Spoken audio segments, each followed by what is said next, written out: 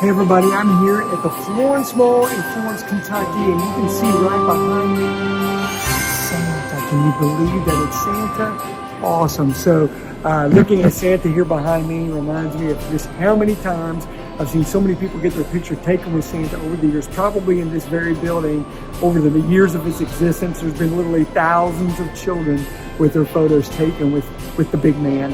And in fact, I want to show you one that recently was taken with Santa. This is by permission from Alex and Whitney Butler. They just recently had their children picture taken with Santa. And this is what it looks like, but by a closer review, you can really see that there's actually a look of intrigue and fright at the very same time on Jace Butler's face. So anyway, the reason I'm showing you all of that right now is because I'm here to tell you these are moments that we treasure. And we keep these cell phones in our pockets, and anytime there's something that we can capture with our cell phones, we'll leave them posted right away. And it's really kind of awesome. I look back on my years of growing up, and we just didn't have that. I remember eventually when I had kids, I would actually keep a camera strapped around my shoulder and take it with me and be able to just capture moments. And then you had to go get the film developed, and then eventually there was digital cameras, and then with digital cameras, you had it right there. You can look at it on the little screen on the camera, or even sometimes you had to put it on your computer before you could really get a good look at it. And now technology has changed where at any moment we can capture those precious moments that mean a lot to us. Now, I'm bringing all that up because the whole point of this session is to help us kind of wrap our minds around this idea of the power of practicing pondering. Practice pondering. There's a couple of moments in Luke chapter 2 in that original Christmas story that really stick out to me.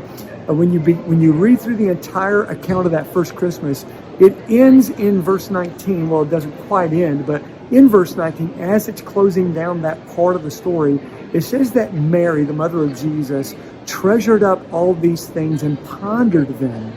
And when you look at the original Greek, it's sunatere, which means to preserve or to observe or to keep.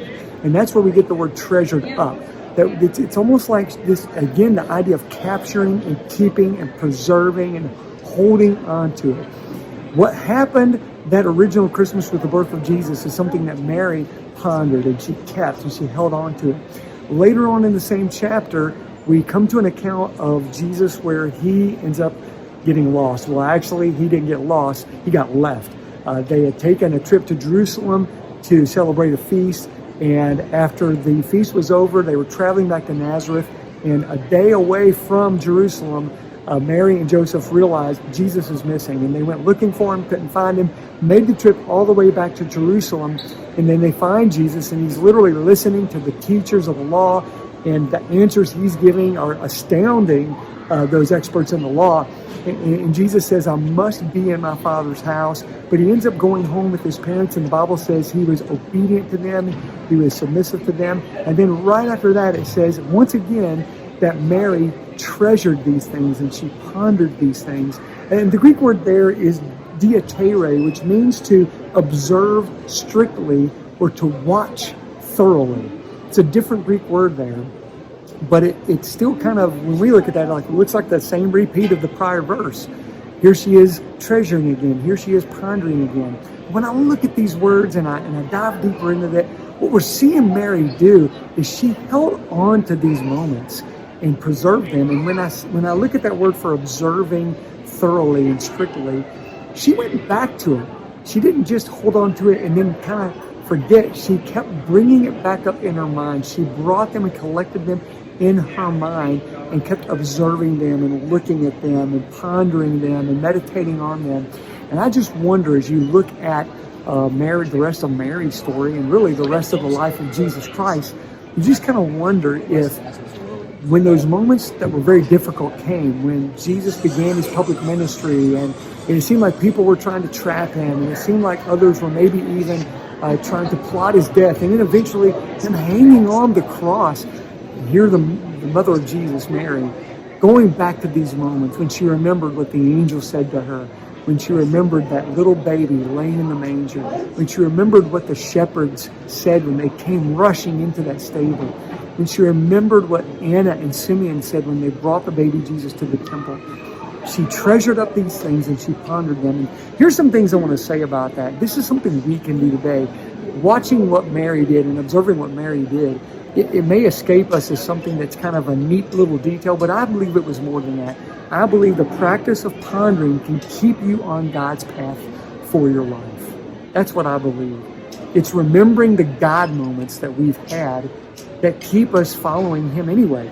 Here's a couple of things about that. So if I can give us some next steps, some things to consider doing in order to make sure we practice pondering in our own life, I would say these three things. First, capture God moments in your heart and mind. The second thing, keep God moments in your heart and mind. Keep them. That means keep bringing them back into your heart and mind. Don't forget them.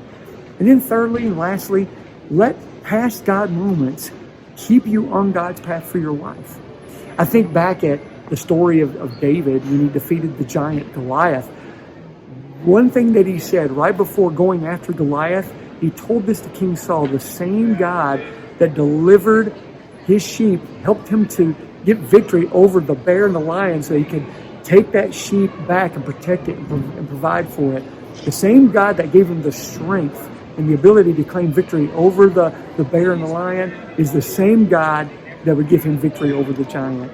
And sometimes in our lives, we have to go back to those photos in our mind, those moments we've captured in our mind, those God moments that we've preserved, that we've treasured up, to remind us that He's still the same God that can get us through whatever we're facing today. That's the whole point of the practicing of pondering, is that by practicing pondering, it will propel us into the future that God has for us. So treasure up these moments. And I know it's Christmas season, and as you're watching this, you're probably mere days before Christmas, maybe not even then. Maybe it's even after Christmas when you're watching this, but maybe you've taken a lot of pictures about different things. Maybe you've enjoyed the photo booth that we had at Hickory Grove on December 22nd.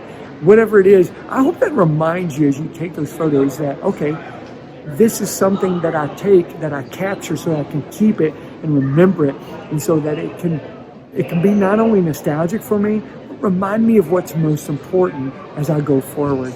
That's what Mary experienced too. She remembered what was most important by capturing those moments and remembering them and treasuring them up.